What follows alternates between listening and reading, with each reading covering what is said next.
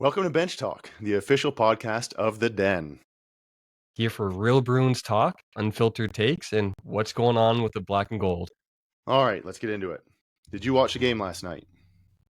I did not stay up for the game last night, but it's also not my fault because the West Coast games start way too late, and you need multiple feeds just to watch any of these games. You ESPN or Nesson, and what they've been on some other streaming sites too, I think. Yeah, I was supposed to start at 9:30, but didn't end up starting until 10. Yeah, It was that on kills me. ESPN Plus. I watched the first 8 minutes Yeah. before checking out. We've had a crazy week, so Yeah, so what I did this morning was I watched the 11-minute recap that ESPN does. And I yeah. was reading some articles on it, and one thing that stood out to me right away from that was Korpisalo, who I think I'm on record being his biggest hater. He had a great game. He really did. So 4 goals last night, right, on him? And every single goal, I think, was a deflection.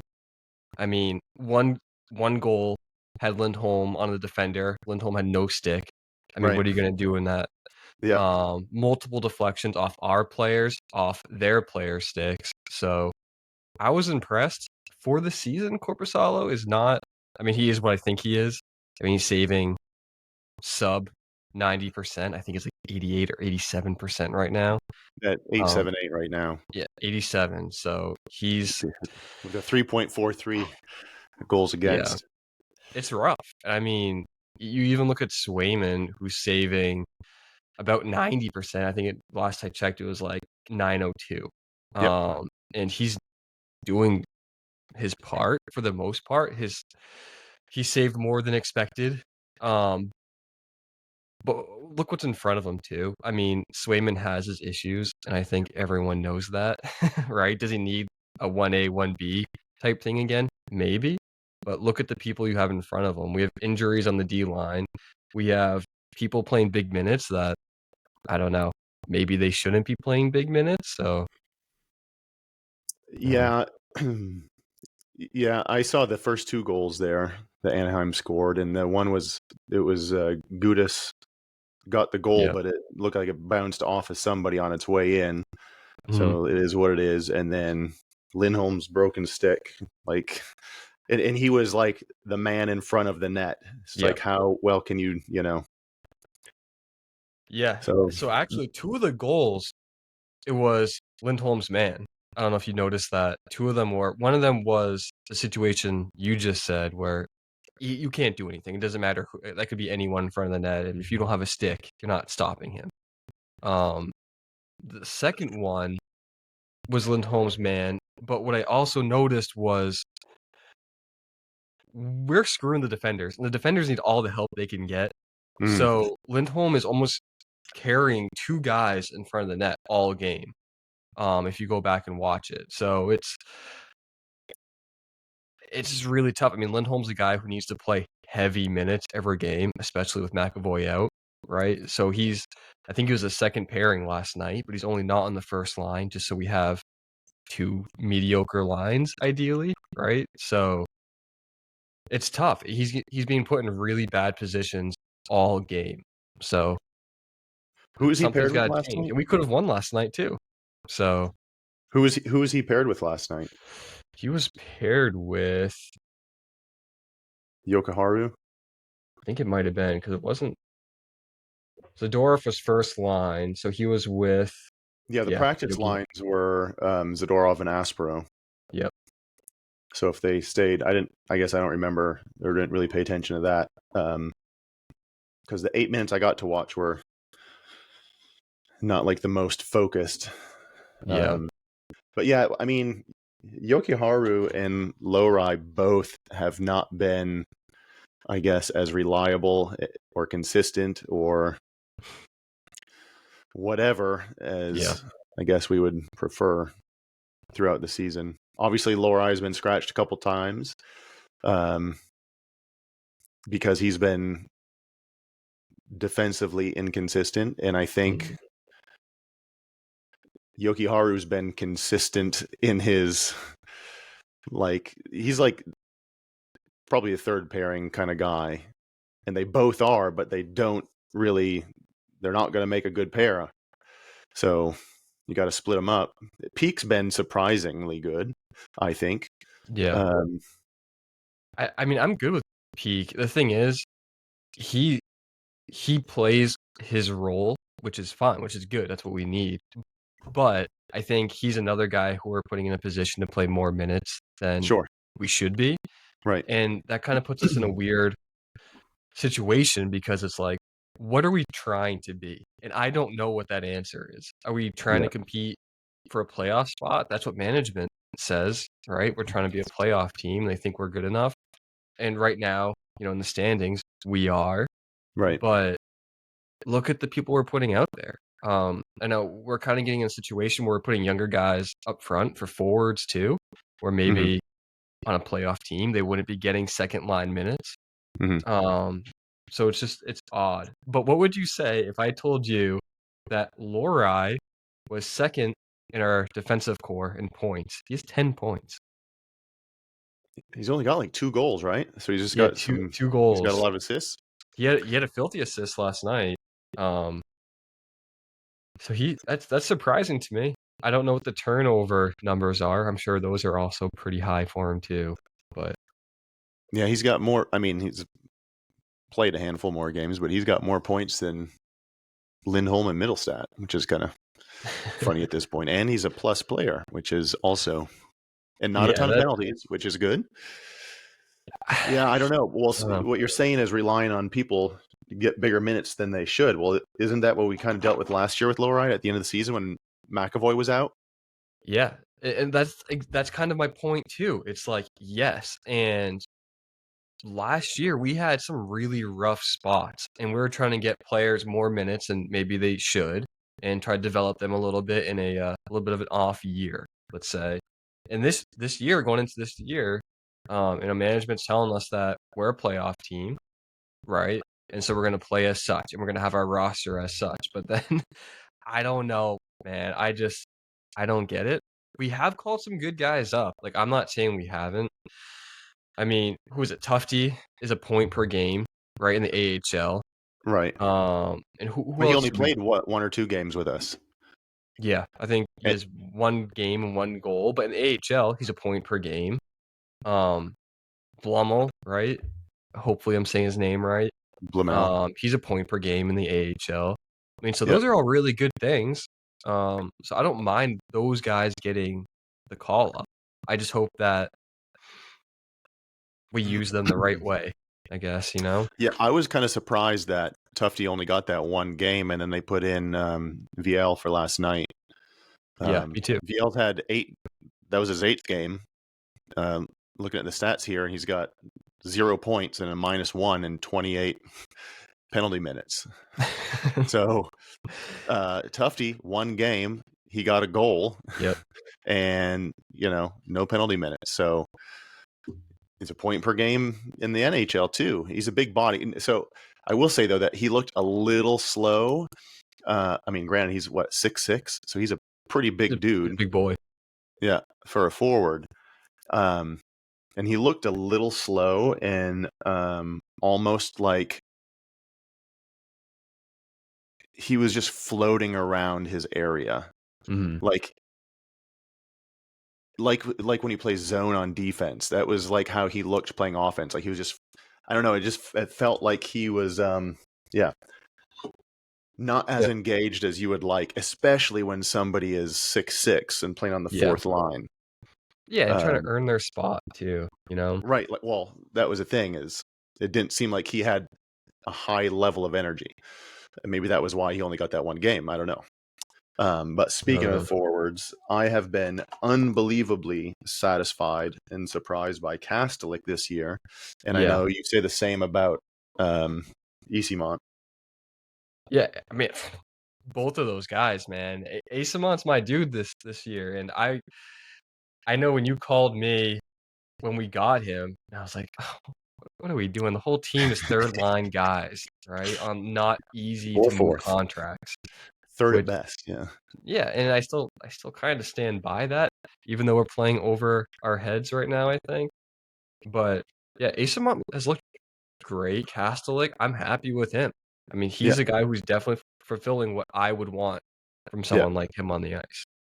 So I don't know. I Yeah. I would mean, say they are playing. It's easy to kind of just lump those guys or label them as like fourth liners. mhm, But if they are fourth liners, I would say that they're playing a bit on the above average spectrum of fourth line.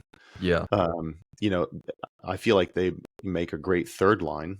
That's why Kastlik I think, has been up there for the last several games. And I know you were saying that swapping Asimont and Janot would probably be your yeah, preference. Put Janot on the fourth line. But I don't know. Like, I feel like for quite a while, our bottom six has. I feel like it's been many years since our bottom six has been like the traditional or stereotypical, like the fourth line and then the third. You know what I mean? mhm, I feel like they've been kind of. It's just been the bottom six, yeah, and you know, I was a little bit surprised they added Corrali back, but not that he's like producing a ton. He's got 5 points, yep, but he's not missed a game.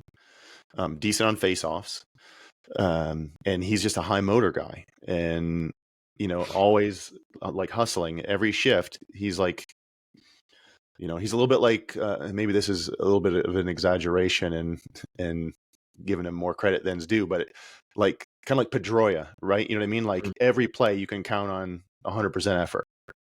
And I feel like that is also what Kastelik has been showing. Like he's always on the forecheck, and he's just always when he can, finish a check, and he's just always in the mix. yeah, And I think that is great for your bottom six because it chews up minutes, right, to rest your scorers, and it can wear down the other team. And so I think that's probably been part of the success. Last year especially, I feel like there was way too much pressure on Pasta to have to score, and he yeah, scored, but it was like he was carrying the offensive load because we didn't have that that energy in the bottom to kind of give him a break to be able to perform. And then obviously we had all kinds of issues going on, but I mean, um, that's a good point too, because if I can just jump in on that point, because this season, yeah, we have Geeky who's scoring a lot, right? He's killing. He's got 14 goals and 20 points in 22 games, which is great. Last year he broke out obviously with his 33. But there's only one other guy on our team who has 6 goals or more, and it's Arvidsson, which also shocker to me, but everyone else is 5 or less. yeah, So good news is we're getting scoring spread out, which is right, good, which I think alleviates kind of the point that you were saying, but it also leaves a lot to be desired because it's like, okay, we got a lot of hard-nosed guys on our team, um, that go hard every shift. They don't take any shifts off, which is good. They're getting some good pressure on net. Scoring's coming first through fourth line, not at high rates, but it's happening. Now I think what we need to focus on is getting that from specifically the second line, which I know once, Lindholm comes back full time, that should be easier, I think. Um, but I feel like everyone's kind of doing their part right now to keep us up in the standings. But the second line, like we've moved guys around and they're doing okay, mhm, but we need production from the second yeah, line, especially if you want to go deep, get past the first round of the playoffs, or not be a wild card team in the playoffs.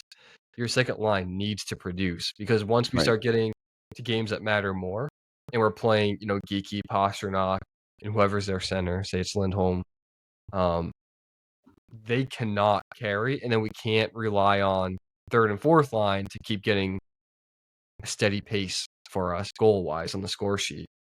I mean, hopefully they do something, but the second line needs to step up. And I don't know what we do with that because look at last night. I mean, Zaka, which he's fine. I'm fine with him. I don't want him to be our second line center. Blumel, I mean, he looked okay, right? But who else do we put on that line that we can consistently rely on offensively? I don't know. Yeah, I wouldn't be surprised if they and I guess tell me what you think about this. I wouldn't be surprised if they ease Lindholm back into maybe a second line center Yeah. because uh Kuzendinov has done pretty well. Surprisingly, he's a small Mhm. dude. Ironically, that first line, everyone's a minus player, Oh, yeah. uh, to include Lindholm. Um, but yeah, I don't know, and maybe there's something that kicks there. If that just eases him into some minutes, maybe, or and then having Zaka on line with him like a competent center. Um, I don't know. I mean, yeah, and I think one of the beauty parts of the center, I mean, issue, right, is all of our centers, I'm looking at stats right now, face-off percentage is 50 plus, almost across the board, and it's mid to high 50s. So that's really good Yeah, because a lot of teams I know run into the issue, right, of having that number one center like a Bergeron or whoever who's killing it. That's their face-off guy. Whereas the Bruins have a lot of flexibility in that aspect where if we're in the offensive zone, there's a few guys who we can play with who can, you know, get that face-off win, keep possession. So that's really good. And maybe that does allow Lindholm to be a second line guy and kind of carry that line a little bit more. I don't know. yeah. I You're don't. I probably don't. I right. mean, that's just like an entertainable concept. Whether they Yeah. do that or not, I doubt they will. Like, I would assume that they just bring him right back and put him on the first line because they wanted that chemistry and they want to get back to the chemistry that is still kind of building and growing, and they want to foster that, and that's great. Um, and I'm not saying that Husadinov is a first line centerman by any means. My, he's not our like future, Yeah. whatever. But all I was saying is that he hasn't done that poorly.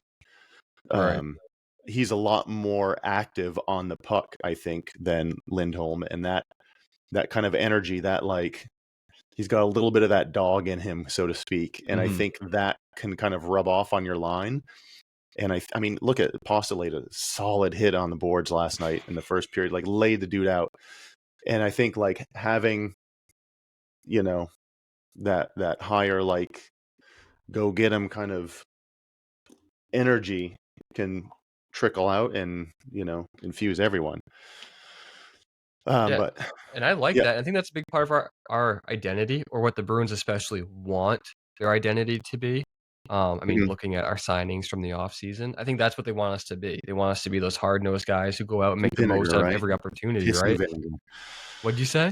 Piss and vinegar. That's what they were saying all Yeah. off season Oh, yeah, to exactly. justify So, it. the only issue with that is, and I'll probably get hate from all the 2 people that watched this week, but You and me. I think the Bruins are not a fun team to watch. Our play style, even last year, I mean, I know that was one of the biggest gripes by most fans last year. Yeah, we're hard nosed, and that's really good, and we can go play hard and get in the corners, and that's good. That's good hockey. But at a certain point, I mean, there has to be some skilled players out there. And what I was doing this morning was I was looking around at the standings a little bit, see if I can find them here again. But if we look at the Atlantic specifically, I mean, you look at the Red Wings, right? I would rather be the Red Wings right now. They got Larkin, Raymond, DeBrincat, Sider, right? Some good players, and they're only 1 point above us. But roster Mhm. wise, I think they're leagues above us. They do have some poor spots. I know that. And then the Canadians, who have lost 4 in a row, but they're still 10-6-3, Mhm. right? And they've lost 4 in a row. So they're 1 point behind us. And then look at their roster. Suzuki, Hudson, Bolduc, Caulfield, Demidov, Dobson. I mean, I would take their roster right now too. So because I Yeah, feel like devil's advocate though. Like the flip side of that is you look at somebody like the Maple Leafs for the past several years, and yeah, it might have done, quite well in the regular season, but what are they? A first round team yeah, consistently. You know what I mean? So it's like it was like our, that near perfect season with Bergeron, right? When we set the record, and well, where did we get it? Like, where did that get us? yeah. True. That's a So, good point. I think where I'm going, that's a really good point, actually. I think what I'm thinking here is if we're going to be playing over our heads, we're not a Stanley Cup team. In my opinion, we're not, right? There's some really good teams out there right now. But if we're going to be a first round team, a second round hopeful team, I mean, our division has young, talented rosters. Whereas we're mhm. bringing on guys who are not super young, not aging out, but they're not super young. Give them big, hard to move contracts. Ask them to play over their head way more minutes than they want or than they should be. And then I think at the end of the day, what does that get us other than making the playoffs and saying, "Hey, we made the playoffs"? Well, that's been the complaint, about ownership for as long as I can remember. Yeah, Is they're just trying to sell tickets, trying to make that money. yeah, that's what it feels like. One thing I wanted to say, you mentioned something about not having all of the pressure on, like Pasta or the first line to be the only point production, and how it's, a little bit nicer that thus far there's been a little bit more spread out Mm, um, point production. I think 2 points, I guess. The first one is I feel like we're performing way above expectations because yeah, of all these off-season signings and the way the roster looked coming into the preseason and everything. Everybody was like, we'll be lucky if we like can sniff the second wild card. yeah, Like we'll be that would be amazing to just be like in the mix for wild card. And now we're like, yeah, we had that, what was it, a 6 game, streak negative, and then we've been performing quite well. Um, and then the other point is that when was the last time you remember a Bruins roster that had even production, or yeah. when it's been pretty much a first line kind of a setup for several years. They That's a good point. tried breaking it up and moving Pasta down to the second line or whatever. Like they've tried spreading it out more, but that's been one of our biggest problems for I don't know how long. Yeah, because look at some of the big. I'm gonna keep that use that word lightly, big names, but look at Lucic or look at like Nathan Horton, who they Yeah, had some great years as Bruins, and I know that, but would they get that role on a different team? yeah, Probably not, and right, they didn't when they left. right. Um, or well, teams tried to capture that, but it didn't work. And it's like that's just the Bruins way, and maybe I have to accept that is that's how we do it, and it's worked. So I don't know. Yeah, we've tried in the past. Like there's been, um, what was his name? Nash. We made it. Was it Nash? I'm thinking. No, no, no, no, no. I don't remember. He was like a bigger name guy. This is 10 years or so ago or more. And then he got what, a couple games in, and then he got like concussed out, and his Mm. career was over. Was he from the Rangers? Can't remember his name. I'm trying to think of who you're Rick talking Nash. about.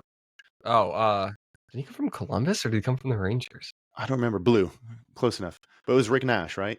Yeah, Yeah. So he was like high hopes. We got the score coming in. We've Taylor Hall. Like we've done that many times where we're yeah, trying to get people that were. This is going to be, we can get some point production on multiple lines, kind of a thing, and it never works out for us. And so there's a part of me that's like, well, maybe we need to focus on, or maybe not, maybe we need to focus on, but maybe we need to place more value, and that's kind of what they did um,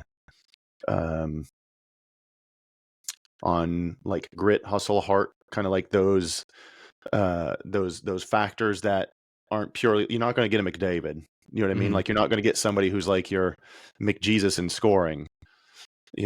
Or at least not often enough to have that across multiple lines. We've got Pasta, and that's about it. And if we can squeeze, points out of these other guys, take people that are like great chemistry, great teammates, great in the locker room. They're like giving Yeah. it their all. They're doing all that kind of stuff, and maybe that's what they went for with a lot of these gritty players. Like maybe they're trying to change the culture into more buy-in from a emotional Mhm. heart kind of way, and that's kind of what they went for. That's why I'm still really bummed out, and I know the contract wasn't a fit, but I was really bummed out that we lost Foligno, because I feel like he exemplifies that like selfless Yeah. play and the team first kind of thing. And I kind of get that vibe from Corrali to some extent too, so that's why I was okay with that signing. And maybe that's part of the culture change. Yeah, I and I don't know. think that's probably why right now we're bringing on Chara, right, who gets inducted into the Hall of Fame. I think it was September, it was announced he was coming on, as a hockey operations advisor and mentor, so I think that's probably his role, right? Because one of the things he said he wants to do is bridge that gap for, players to the coaches, Hmm. to try to lose that disconnect. He's already been there, he's been a captain, right? He had a long career, so he knows the right way to approach a lot of situations. And on a team like this, where you just said, the exact way that we're building out this roster, a lot of these guys need this shot and they need these extra minutes, right? So I think Char could be a really good fit here to just help guide them through the right way to approach it. They got to take every game the right way and don't take it as, hey, this is my shot to keep second line minutes. Yeah, yeah, But by playing the right way, listening to that captain that right. was loved in Boston and still loved in the locker room and through management, I think that could be a really, really good news for us Yeah. moving forward. And I mean, if that's accurate, that's like some long-term kind of strategery of like, because you've got somebody like Hagen's coming in, you know what I mean? Like Yeah. that's kind of their future. They're really banking on, you know, that panning out for them. And Pasta, McAvoy, these guys are all coming in their primes, and you want to capitalize on all that.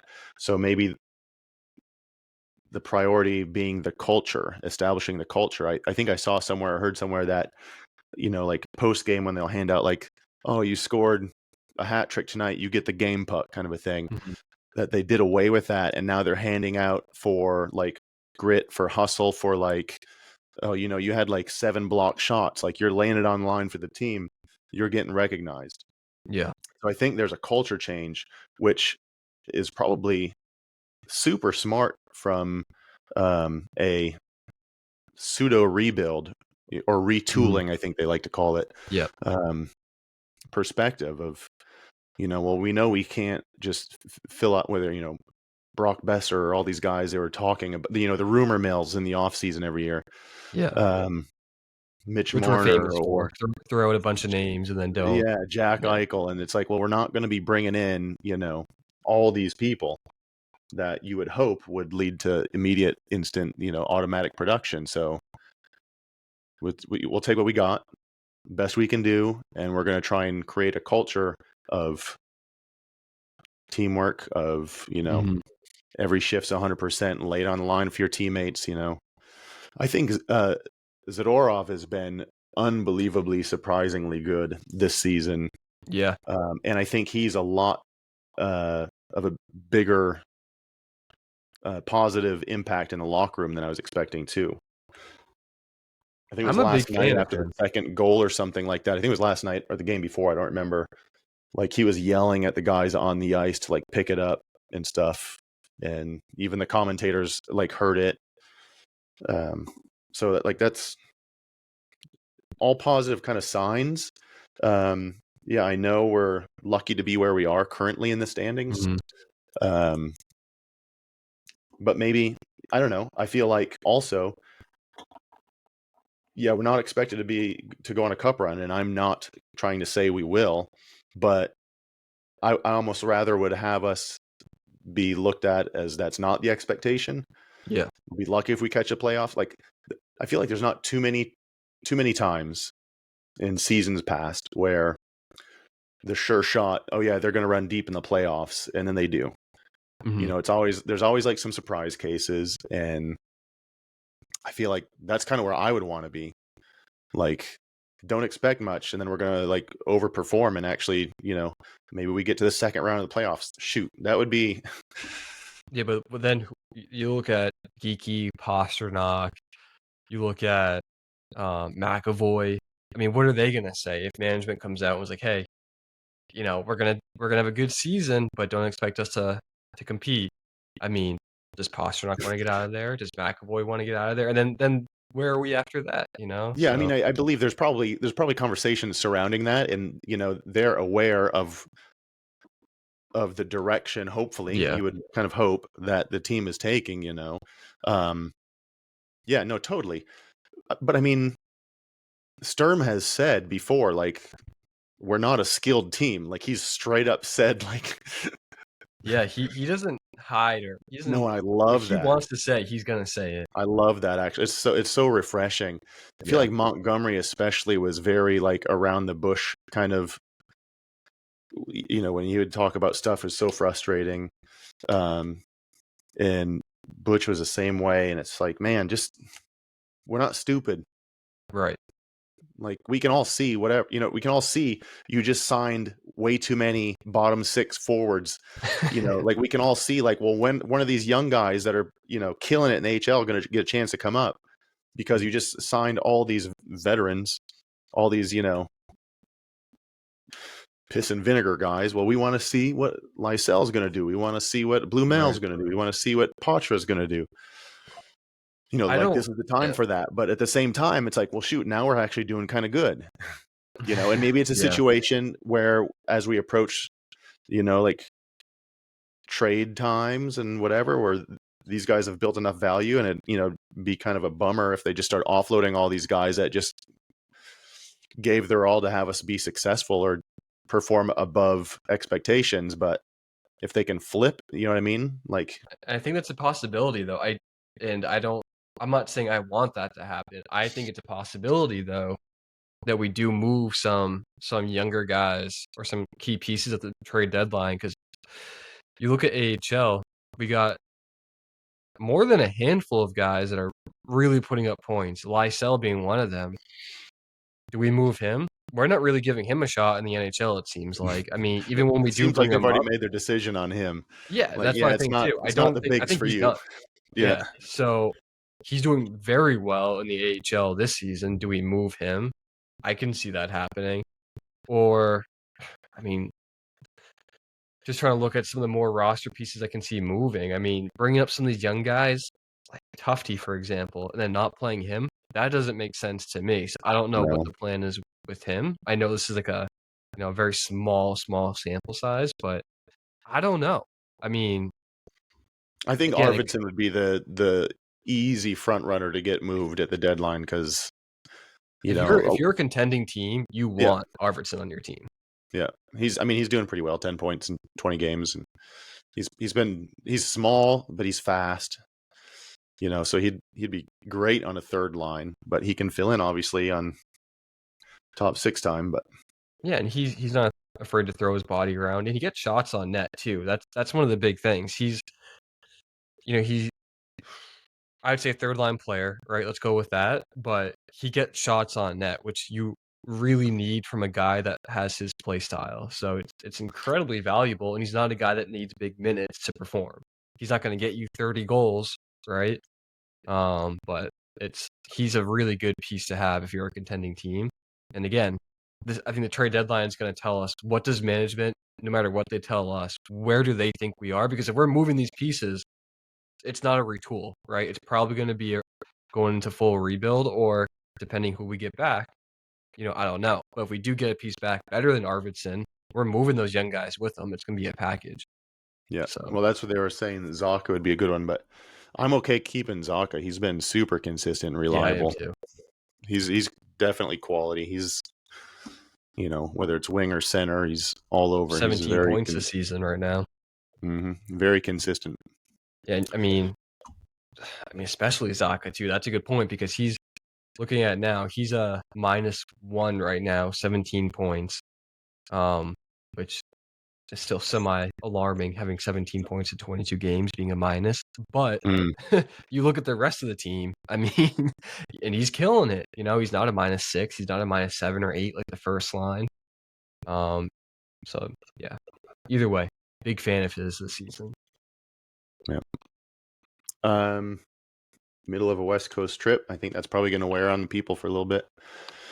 But 3 games left. Yeah. Who's next? Who is next? I just had it up and I got out of it. Is it San Jose? Or no, it's the Kings. I'm sorry, it's the Kings. Kings Friday night. Yeah, another 10:30 game. So that's. I think all these West Coast games are going to be pretty late, aren't they? Yeah, Sunday is against San Jose, and that's 8, so that's not terrible. Yeah, that's not too bad. And that's going to be a good one, too. San Jose. Okay, this can be its own rabbit hole, and I won't go down it. San Jose. They are killing it, right? I mean, they have a really young team who nobody expected to be a standout team this year, at least not that I heard. Last year, they had major growing pains, and now, Celebrini's top 4, top 5 in points in the league right now. Maybe top 3. Yeah, I think he is, right? It's like McKinnon, Bedard, Celebrini. There's another young guy in there. Oh, McDavid. Not a young guy. Who's that? New guy. So, I never heard of him. That's off the top of my head. I could be wrong, but I'm pretty sure that's right. But yeah, so I mean, this is not going to be an easy trip. It's not. So it'll be telling. Yeah, and not to get caught up just on that game, because we obviously got the Kings before then, but they're 9-8-3 right now. So it's not like they've got a phenomenal record. And looking at their team stats, they're a side note, but in the same vein, our special teams has been pretty good. Surprisingly good. We were pretty terrible last year. And right now we're 4th for the power play. Yeah. And 10th for the PK. Great. San Jose is 19th and 22nd. So their special teams aren't that great. Face-offs, they're 21st. We're 5th.